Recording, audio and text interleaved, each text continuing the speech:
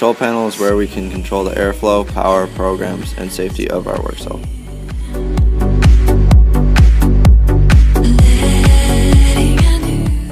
The box and lid feeders feed the lid and box for packaging. These are monitored by optic switches.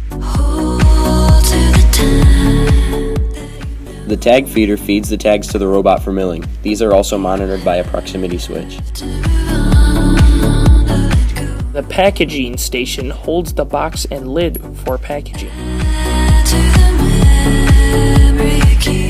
The PLC board holds all of our valves, crosstalk, and the I/O for the whole Workcell. The PLC also controls the robot and mill.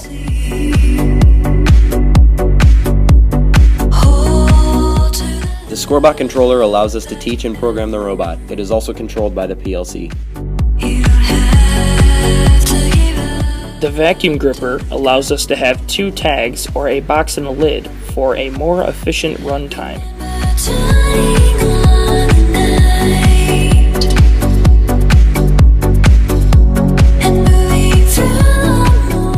The external power supply makes sure we have enough amps to draw for the PLC outputs. The clamp and the limit switch make sure the tag is there when the mill starts to run.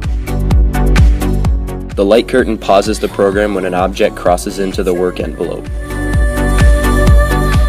We have 2 accessible e-stops located on our mill and control panel.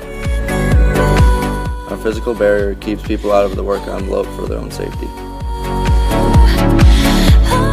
The danger sign warns people of our Workcell and protects us from lawsuits.